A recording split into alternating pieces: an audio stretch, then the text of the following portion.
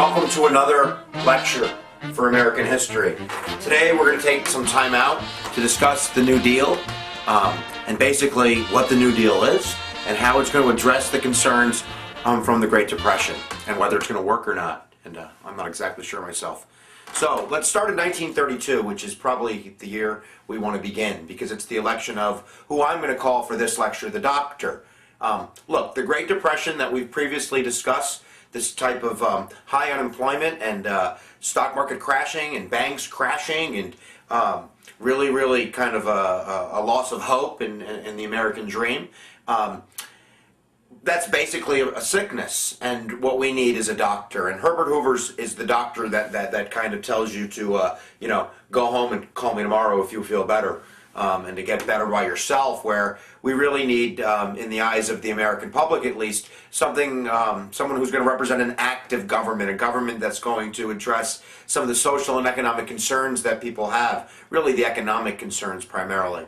So this brings us to kind of our thesis, or our crisis thesis, as we begin to discuss the New Deal. During times of crisis, we've already discussed that we lose civil liberties, but there's something else that's true. And remember, a thesis is an umbrella, something that we can kind of carry over us in American history or in world history or pretty much everywhere. And that thesis is that when times are tough or when we have crisis, the federal government expands its role.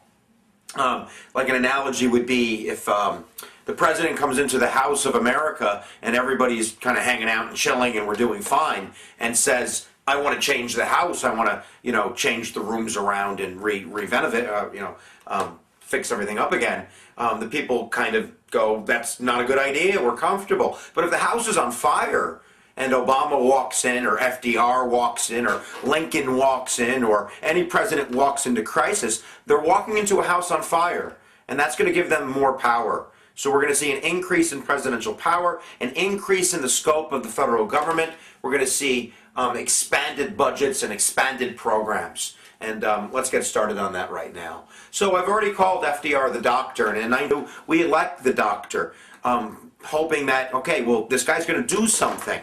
Sound familiar? The same thing with Obama, walking into a recession, walking into, again, I don't know what I'm going to call it, a depression, a really bad financial situation. So the medicine box, which is what I call the New Deal, that makes sense, right? The doctor needs a medicine bag. The medicine bag becomes the box of the New Deal. So we need to discuss all of these alphabet soup policies. On the test, they call them alphabet soup policies because they're known by their initials. But they won't make you memorize the initials. They'll give you the program. But it's important that you understand what FDR did to solve the ills of the Great Depression. Well, before we even give ourselves a pill, the first thing he did was he shut down all the banks. First day, shut the banks down.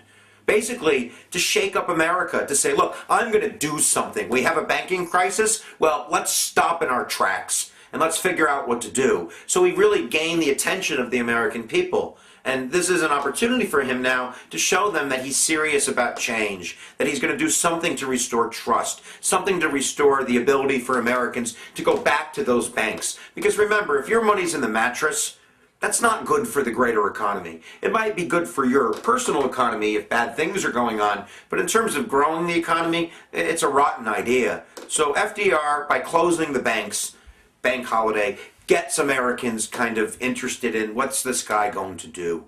Besides his fireside chats, this guy, he knows how to use the bully pulpit. He knows how to reach out to Americans and say, look, I'm a doctor and we're sick and this is what we need to do. Do you trust the doctor? Yes, we trust the doctor. Sound familiar? So let's get started on our programs, and I've written them on this nifty little piece of paper. We have the CCC, that's the first one. You see that, guys? CCC. The first group of programs, including the CCC, the Civilian Conservation Corps, belong to what I call the unemployment problem pill box. I just called it that. But these first three programs, including the CCC, are to address that problem of high unemployment. Look, if nobody's hiring people, if business isn't hiring people, if small businesses are shutting down, someone's got to hire people or there's going to be no job creation. So if the public sector, private sector is not going to do it, FDR is going to do it. And the Civilian Conservation Corps, and again, we're going to summarize these programs, my friends, we can't go into great detail, is basically for urban men, 18 to 25, in cities with high poverty, with high unemployment.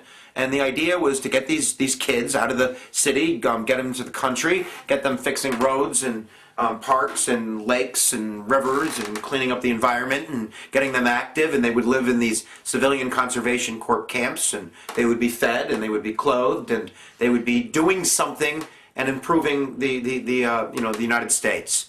Then that money would be sent back home to the family so the family could afford food and groceries. And again, they call this pump spending. What FDR's doing is he's basically pouring money and he's borrowing it. This is deficit spending. Look, if you're in a hole and it's either do nothing or do whatever you can to get out of the hole. FDR understands that he's got to borrow to get out of the hole. And in the long run, he's creating another hole to deal with. But, you got to get out of the hole. So deficit spending or pump spending, FDR is spending the money, and that money is going right into the economy. Think of it like a balloon.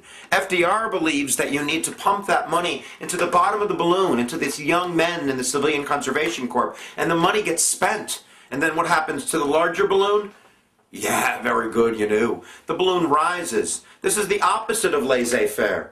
Laissez-faire, think of me like holding an ice cream cone. It's called trickle-down economics. And the Hoover idea, or the Reagan idea, or the Republican idea, and I'm not criticizing or not criticizing, I'm just saying this is it, is basically if you think of America like an ice cream cone, and you have scoops of ice cream on that ice cream cone, well, the rich are on top and the poor are on the bottom.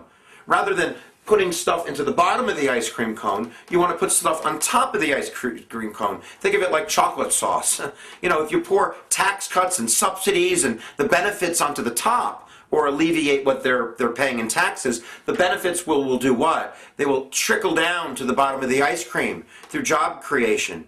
So if you give a large business a tax break, they're going to create jobs, and those jobs are going to be for the poorer people or the middle class, lower middle class, and that's what's best for the economy. So you have pump spending, FDR, Herbert Hoover, laissez-faire, trickle-down economics. Wow, we only got 3 minutes, guys. CCC. The TVA, Tennessee Valley Authority, this was to build dams for electricity in the Appalachian, hired men and whatever, to create those dams, to modernize the economy and make it better for those folks living down there, still around today. I think they just made a big coal spill. Anyway, the WPA, this is our program for artists and writers. It wasn't just ditch diggers that got jobs, but they would make posters and plays and movies and murals and sculptors and maybe Mount Rushmore, I don't know. But basically, a lot of people say government propaganda. Nevertheless, they're getting a job, it's pump spending, it's money going into the economy. Our next set of programs are designed to gain trust back in the American economic system. So one of them is the FDIC. The FDIC is still around today. I believe we just passed a bill for like $500 billion for these suckers. But the concept of the FDIC is they're going to back up your money in the bank. You want to talk about getting people to get the money out of the mattress and put them back in the bank? Have the government insurance, and that will get them back to the bank.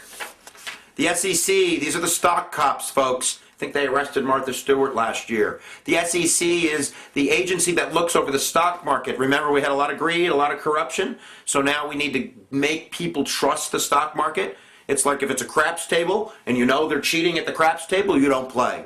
But if the casino hires cops to make sure it's fair, you go back to the table and put your chips down.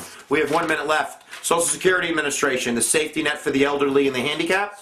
And we have our unconstitutional programs. Really quick, folks. The AAA, which provides subsidies or free handouts to farmers to not produce. That's right, not produce. This is to stabilize the price, right? So the less you produce, the more it's worth. Unconstitutional. The Supreme Court takes that pill away. And we have the NRA, the National Recovery Agency. This is a big hands-down business government regulation agency, setting wages and setting supply and controlling business.